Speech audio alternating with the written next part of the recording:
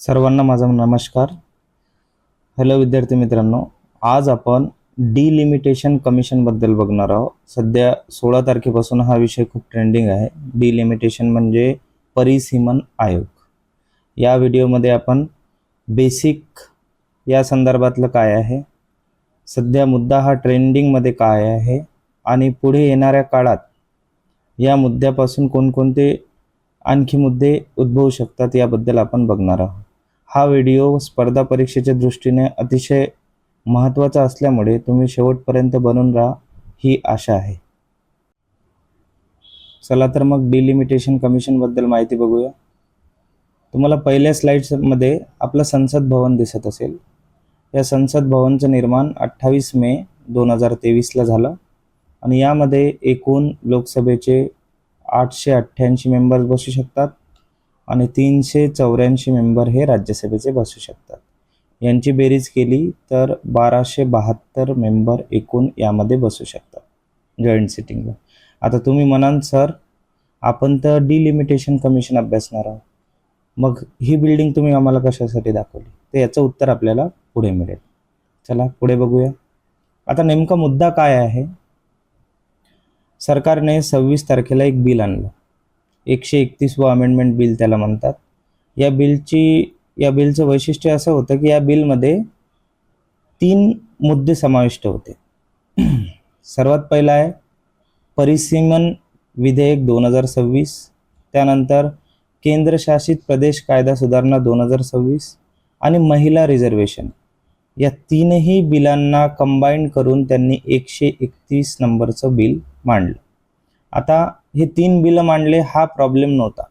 यात सर्वात मोठा प्रॉब्लेम असा होता की ह्या 2 मुद्द्याच्या आड हे बिल मांडण्यात आलं, परिसीमन विधेयक. आता नेमकं या विधेयकावर एवढा गदारोळ कशासाठी आणि प्रॉब्लेम काय आहे? कारण ऑर्डिनरी विधेयक तर खूप मांडले जातात. नेमकं अमेंडमेंट मांडल्याबरोबर आणि ते 131व एवढं नॅशनल वाईड प्रोटेस्ट का बरं सुरू आहे?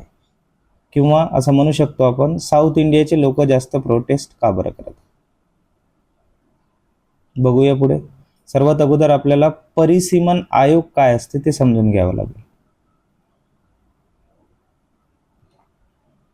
परिसीमन आयोगालाच बाउंड्री कमिशन सुद्धा म्हणतात, कारण यांचं कार्य बाउंड्री रिड्रॉवलचं आहे. म्हणजे बाउंड्री बनवतात. हे कशासाठी?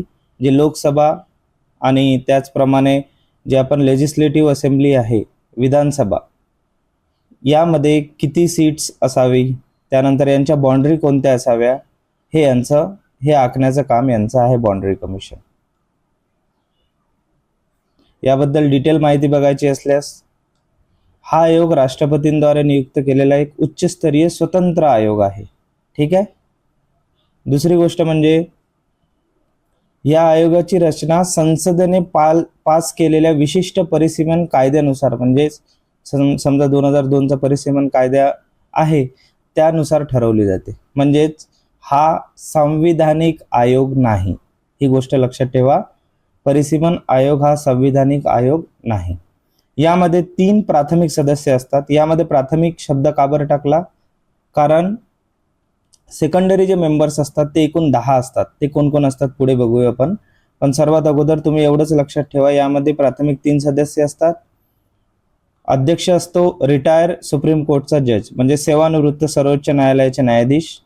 त्याचप्रमाणे ऑब्विसली कोणतीही बॉडी असली, पॉलिटीचा अभ्यास करत असताना एक लक्षात ठेवा, त्या बॉडीचं प्रायमरी काम काय आहे, म्हणजे प्राथमिक कार्य काय करते, त्यावरून त्याचं कंपोजिशन ठरत असते. आता इथं परिसीमन आयोग तुम्हाला सांगितलं बाउंड्री बनवते, म्हणजेच याचा अर्थ असा आहे तिथं मुख्य निवडणूक आयुक्त असेल म्हणजे असेल, कारण निवडणूक संदर्भात आहे एक बॉडी. म्हणजेच पहिला मेंबर आहे चीफ इलेक्शन कमिशनर. दुसरा आहे ज्या राज्याची बाउंड्री आपण बनवत आहोत इलेक्शनच्या दृष्टिकोनातून, मेंबर 2 आहे संबंधित राज्याचे निवडणूक आयुक्त. आता यामध्ये रिटायर सुप्रीम कोर्ट जज असल्यामुळे, सेवानिवृत्त सर्वोच्च न्यायालयाचे न्यायाधीश असल्यामुळे या बॉडीला अर्धन्यायिक आयोग म्हणून मान्यता मिळाली आहे. आता तुम्ही म्हणाल सर हे काय आहे अर्धन्यायिक आयोग? तर याचा आपण पुढच्या स्लाइडमध्ये बघूया. म्हणजेच एक्स्ट्रा पॉइंट, या आयोगानं जर एखादं डिसिजन देऊन दिलं तर त्याला कोणत्याही न्यायालयात दाद मागता येत नाही. आता तुम्हाला हा मुद्दा समजला असेल की नेमका हा मुद्दा एवढा चिघळला कशाला. एक वेळा यांना रिपोर्ट दिली की तुम्हाला न्यायालयात दाद मागता येत नाही. दुसरं, जे मी तुम्हाला मागच्या स्लाइडमध्ये सांगितले होते, प्रायमरी जरी 3 सदस्य असले, सेकंडरी 10 सदस्य असतात. आता एमपीएससी थोडे डीप प्रश्न विचारते, त्यामुळे हे त्यामध्ये ठेवलं आहे. आता हे 10 कोणकोणते, त्याला 10 सहयोगी सदस्य असे म्हणतात. त्या राज्याचे प्रतिनिधित्व करणारे 5 लोकसभा सदस्य म्हणजे खासदार 5 आणि त्या राज्याच्या विधानसभेचे 5 सदस्य म्हणजे आमदार. आता यांची नियुक्ती कोण करते? लोकसभेचे सभापती आणि संबंधित राज्य विधानसभेचे अध्यक्ष यांच्याजवळ ते नामांकित केले जातात. आता जेव्हा ही बॉडी बसते आणि बाउंड्री ठरवली, यामध्ये हे जे मेंबर्स आहे त्यांना फक्त सल्लागाराची भूमिका असते, म्हणजेच त्यांना मतदानाचा अधिकार नाही. हा इम्पॉर्टंट पॉइंट आहे, तो थोडा लक्षात असू द्या. पुढे चलूया. आता भारताच्या संविधानात परिसीमन आयोगांबद्दल काही कलमे दिली आहे विद्यार्थी मित्रांनो, तुम्ही स्क्रीनवर बघू शकता. त्यानंतर कलम 81 आहे, त्यानंतर कलम 170 हे परिसीमन आयोगासाठी दिलेली कलम आहे. आता तुम्ही वाचू शकता 82 प्रत्येक जनगणनेनंतर, हा पॉइंट महत्वाचा आहे, प्रत्येक जनगणनेनंतर लोकसभेतील जागांचे पुनर्निर्धारण. ठीक आहे. आणि शेवटी 170 राज्यांसाठी आहे, राज्य विधानसभांचे विधानसभा रचना. एवढी बेसिक माहिती बघितली आपण. आता आपण मेन मुद्द्याकडे वळूया की 131व्या विधेयकासंदर्भात मुख्य मुद्दे काय आहे. सर्वात पहिला मुख्य मुद्दा आहे लोकसंख्येच्या प्रमाणात परिसीमन आयोग जागा डिसाईड करेल. याचाच अर्थ असा, भारताची जर तुम्ही पूर्ण मॅप बघितला, त्यामध्ये जर नॉर्थ साईड बघितली तर त्यामध्ये 40 ते 50% लोक राहतात आणि खालच्या भागाला 24 ते 30% लोक राहतात. आता इथून तुम्हाला सरळ समजेल की जेव्हा जागांचं वाटप होईल तेव्हा साऊथ इंडियाला कमी जागा येईल आणि नॉर्थ इंडियाला जास्त जागा येईल. आता प्रॉब्लेम आहे हाच, म्हणजेच लोकसंख्येच्या प्रमाणात परिसीमन करायचं आहे त्यांना. 850 जागा आहे, त्यापैकी 815 जागा कशाच्या? मेंबर्सच्या, आणि 35 जागा कशाच्या? युटीसच्या, म्हणजे ह्या स्टेटच्या जागा, ह्या युटीसच्या जागा. युटीस म्हणजे केंद्रशासित प्रदेशाच्या जागा, 815 हे राज्याच्या जागा. आता दुसरा मुद्दा 131 विधेयकाचा, संसद ठरवेल की कधी डिलिमिटेशन करायचं आणि कोणता सेन्सस डाटा वापरायचा. आता संविधानात जेव्हा 82 आर्टिकल असं म्हणते की सेन्सस झाल्यावर तुम्ही डिलिमिटेशन्स आयोग तयार करा आणि त्याच्या आधारावर तुम्ही बाउंड्र्या आखा.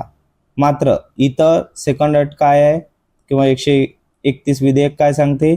संसद जेव्हा ठरवेल तेव्हाच डिलिमिटेशन होईल आणि त्यांनी म्हणजे कोणी संसदेने ठरवलेल्या सेन्सस डाटाचा त्यामध्ये यूज होणार आहे. हा दुसरा मुद्दा आहे. तिसरा मुद्दा आहे महिलांसाठी रिझर्वेशन. ऑलरेडी नारी वंदना अधिनियम पारित झाला 2023ला, मात्र तो पूर्ण लागू होण्यासाठी 2029 उजाडेल. त्यासाठी गव्हर्नमेंट तयार नाही. त्यांचं असं म्हणणं आहे महिलांना अधिकार आताच मिळायला हवा, त्यामुळे त्यांनी हे क्लब केलं महिलांचं रिझर्वेशन. आणि यामध्ये मुख्यत्वे करून लोकसंख्येची व्याख्या बदलेल. आता हे यातील मुख्य मुद्दे होते. पुढे चलूया. आता गव्हर्नमेंट कसं आहे, कोणतेही पॉलिटिकल न्यूज अभ्यासत असताना तुम्ही डायरेक्ट क्रिटिसाइज करू नका. पहिले गव्हर्नमेंटचं म्हणणं काय आहे ते लक्षात असू द्या, खासकर पॉलिटी वाचत असताना. यामध्ये पॉझिटिव्ह पॉईंट्स म्हटल्या म्हणजेच गव्हर्नमेंट काय म्हणणं आहे, त्यांचं कसं म्हणणं आहे की जेव्हा आपण 815 सीट्स किंवा 835 सीट्स वाढवू तेव्हा आपोआप सत्तेचे विकेंद्रीकरण होईल, म्हणजेच सत्ता खूप साऱ्या जणांजवळ जाईल आणि बेटर एक रिप्रेझेंटेशन लोकांचं पार्लमेंटमध्ये प्रेझेंट राहील. दुसरं, महिलांसाठी न्याय, म्हणजेच आपली एक इक्वल बाजू मांडण्यासाठी महिलांना तिथं स्थान देण्यात येईल, कारण 1/3 रिझर्वेशन देण्यात आलं आहे 33%. त्यामुळे त्याचप्रमाणे 1 मॅन 1 वोट ही पॉलिसी इथं लागू करणार आहे गव्हर्नमेंट, असं त्यांचं म्हणणं आहे. त्यामुळे प्रत्येकाला मतदानाचा योग्य प्रकारे अधिकार, त्याचप्रमाणे प्रत्येक जे मत असते त्याला एकसारखी व्हॅल्यू येईल. त्यानंतर रिझर्वेशनच्या जे सीट्स आहे खासकर SC STच्या त्या सीट्स वाढेल, म्हणजे रिझर्व्ड रिप्रेझेंटेशन चांगलं होईल असं गव्हर्नमेंटचं म्हणणं आहे. त्यानंतर मोठा भाग असला की प्रशासकीय सुधारणा करायला अडचण होते, त्यामुळे छोटे छोटे भाग असले, बाउंड्रीज छोटे छोटे झाल्या, आता सीट्स तुम्ही विभागले म्हणजेच मतदारसंघ जेव्हा डिसाईड होतो त्या आधारावर छोटे छोटे मतदारसंघ बनेल आणि प्रशासकीय सुविधासाठी उपयुक्त होईल ते, आणि लोकांना योग्य प्रकारे सुखसुविधा प्राप्त होईल असं सरकारचं म्हणणं आहे. ही झाली सरकारची बाजू. म्हणजेच यामध्ये त्यांनी काय केलं आहे, सर्वात अगोदर चेंजेस कोणते करणार आहे, डिलिमिटेशन,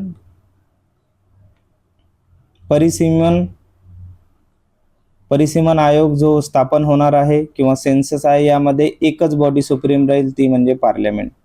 म्हणजे सरळ सरळ तुम्हाला सिंपल मेजॉरिटीमध्ये काही चेंजेस करता येऊ शकतात. पहिला पॉईंट हा. दुसरा, पॉप्युलेशनची डेफिनेशन चेंज होईल. तिसरं, जर हे बिल पारित झालं किंवा सर्वांनी मान्य केलं तर सेन्ससचा डाटा 2011चा बेस ठरेल. हा एक मोठा प्रॉब्लेम आहे असं साऊथ इंडिया किंवा इतर राज्यांचं म्हणणं आहे. पुढे चलूया.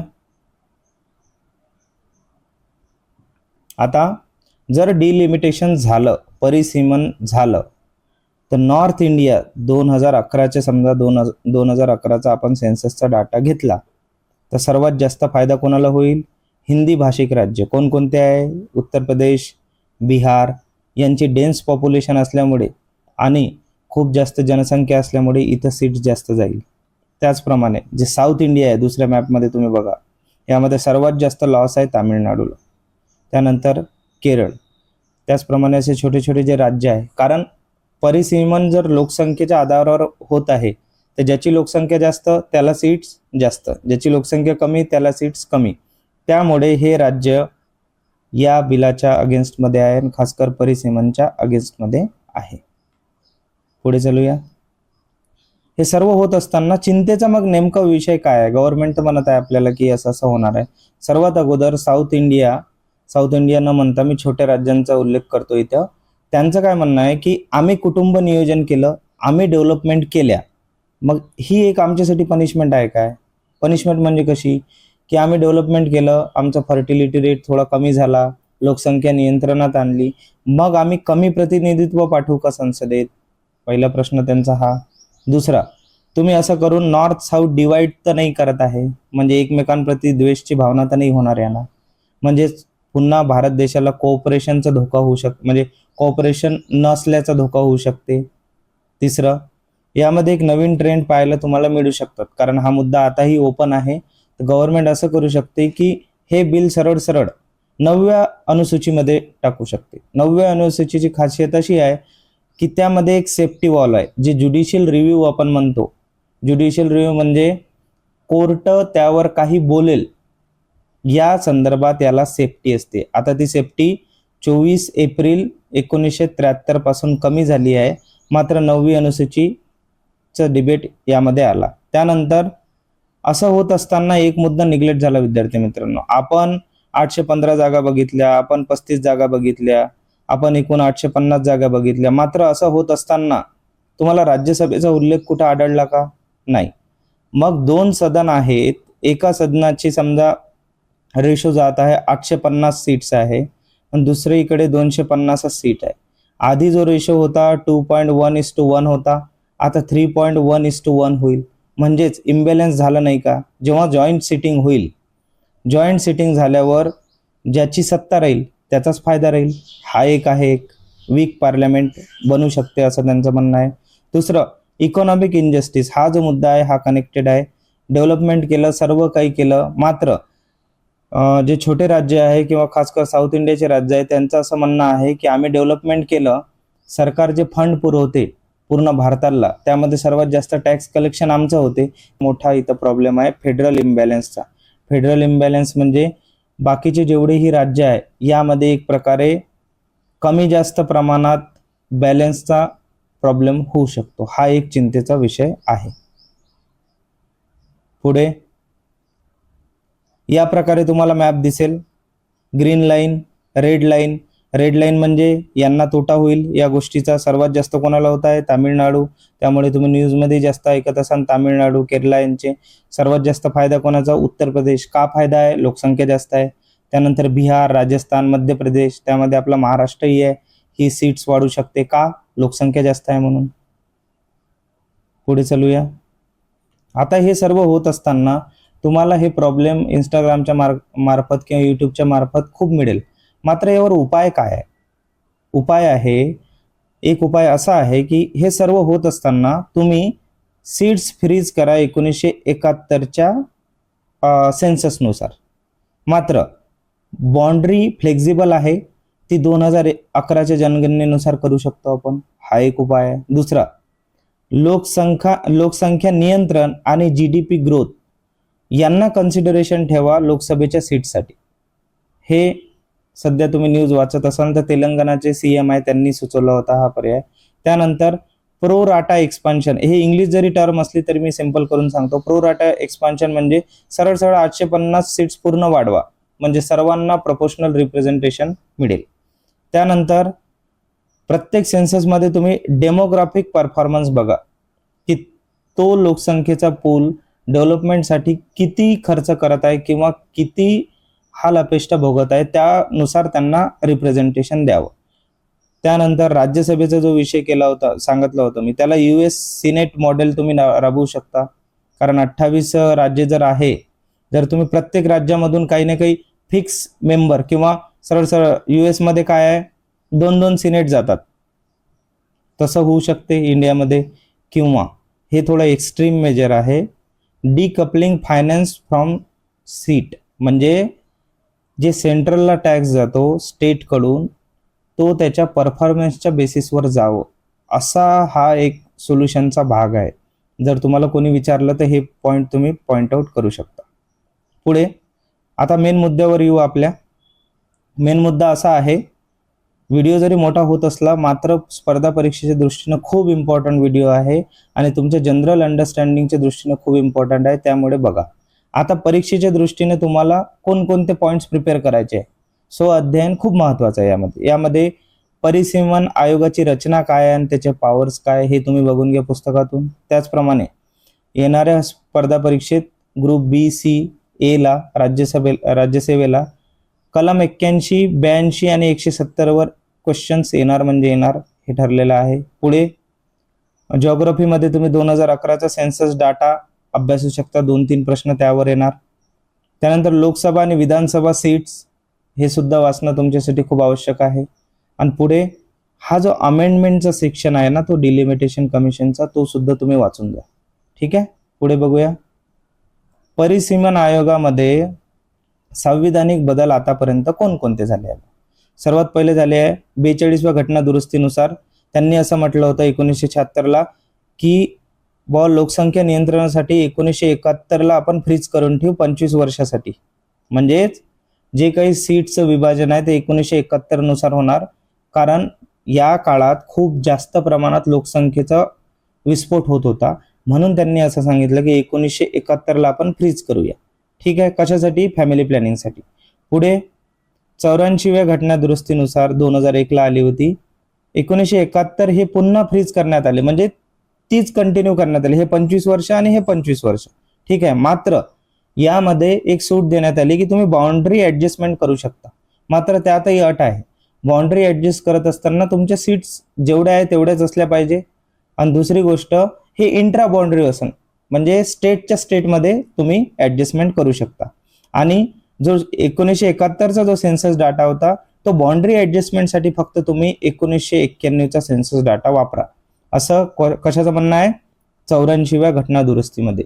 हे खूप इम्पॉर्टंट आहे. डायरेक्ट वाक्य देऊ शकतात राज्यसेवेला किंवा कंबाईंडला. पुढे 87व्या घटना दुरुस्तीनुसार 2003 मध्ये इंट्रा स्टेट बाउंड्री रिएडजस्टमेंट करावा, जो इथं आपण केलं होतं.